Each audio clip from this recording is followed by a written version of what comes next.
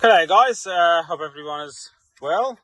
So here we go. Today we just managed to install a SZ Series 2 or SZ MK2, which is exactly the same cable and connection and programs as Ford Falcon FGX. And there's a Linux system for it.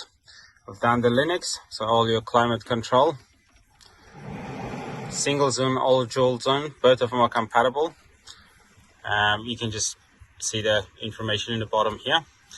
Factory reversing camera with that small little adapter. It's available and it's active working. Steering wheel buttons,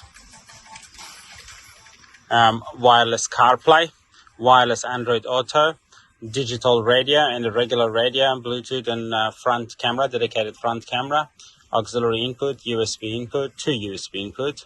Model selection, so for the CAN bus, if it is an FGX dual zone or single zone or a SZ Territory series 1 and 2, single zone and dual zone, that's all set up from here.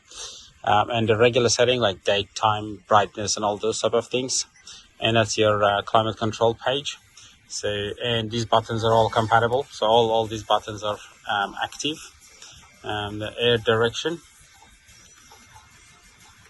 the fan speed,